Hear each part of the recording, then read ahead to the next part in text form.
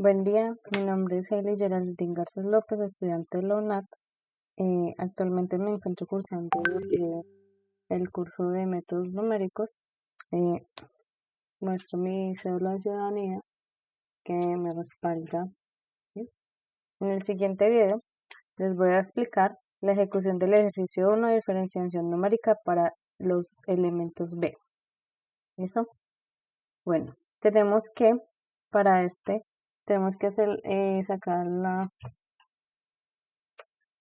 la diferenciación numérica para la función de x coseno de x, ¿cierto? Desarrollamos un programa en lenguaje Python empleando la herramienta Google Colab para determinar el valor aproximado de la primera y segunda derivada, empleando el esquema de diferenciación finita hacia adelante, hacia atrás y central, en el punto de x igual a 27.5, con h igual a 0.5 a 0.005.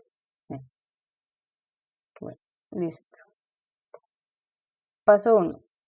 Vamos a importar las librerías, ¿cierto? Importamos las librerías NumPy como np y definimos la función que sería def f de x return np.cos de x. Definimos el esquema de las derivadas, ¿sí? En el que definimos nuestras derivadas, ¿cierto? Vamos a definir la primera derivada, que es la de hacia adelante, que es la derivada de forward. Definimos la derivada central, que sería def fpc, y definimos la derivada hacia atrás, o sea, la backward.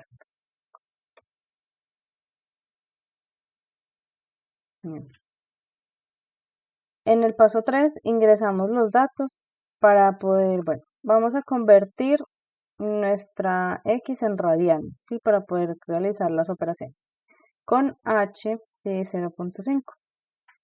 ¿Cierto? Entonces, vamos en la primera derivada, la función, coseno de x hacia adelante, entonces nos da 0.65. En la derivada de la función hacia central nos da 0.44 y en la derivada de función hacia atrás nos da 0.22. Para el paso 4.4 vamos a generar la tabla de la derivada hacia adelante, definimos la derivada y guardamos el valor en dr, ¿sí? Que es la que próximamente llamaremos para poder ejecutar. Definimos el error, generamos la tabla de la derivada, ¿sí? En la cual nos dice que h siendo igual a 0.5 nos da una derivada aproximada de 0.65. Siendo de 0.05 nos da una aproximada de 0.48. Y siendo 0.01 nos da una aproximada de menos 0.46. Bueno, en el paso 4.2 hacemos la tabla de la derivada hacia atrás, o sea, backward. Definimos el error, como hicimos en el proceso anterior, y generamos la tabla, la cual nos dice que siendo h 0.5 nos va a dar 0.22, siendo 0.05 nos va a dar 0.43, y siendo 0.01 nos va a dar menos 45. Para la tabla de la derivada central, hacemos exactamente igual que los dos procedimientos anteriores, que sería definimos el error y generamos la tabla de la derivada. Siendo así, h 0.05 nos va a dar menos 0.44, 0.05 nos va a dar 0.46 y 0.01 nos va a dar 0.46 también, pero con un error de menos 0.001.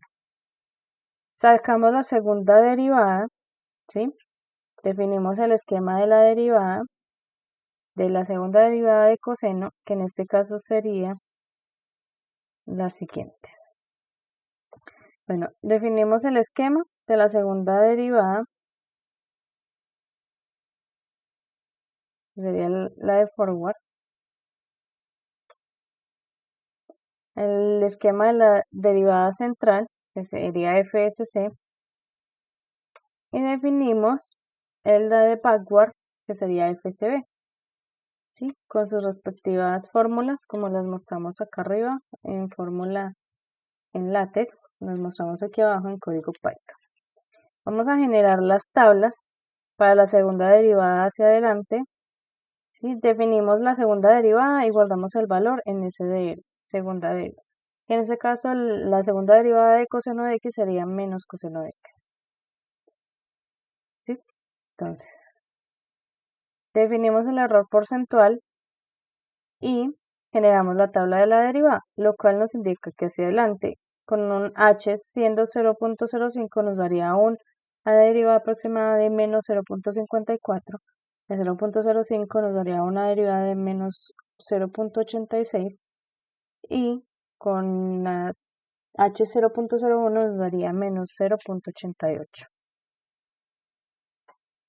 Hacemos la tabla de la segunda derivada hacia atrás, definimos el error, ¿sí? Como si hemos hecho en los procesos anteriores, y generamos la tabla, la cual nos da unos resultados en los cuales los errores son demasiado altos, ¿cierto? 0.05 nos va a dar 0.97, menos 0.97, 0.005 nos va a dar menos 0.9008 y para 0.001 nos va a dar menos 0.89.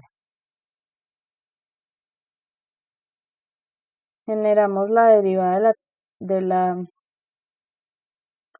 tabla de la segunda derivada central, generamos el error y vemos que para la central en la segunda derivada nos va a dar que siendo h 0.05, la derivada aproximada es de menos 0.86, la de 0.05 nos da una derivada de menos 0.88 y la de 0.001 nos va a dar menos 0.88.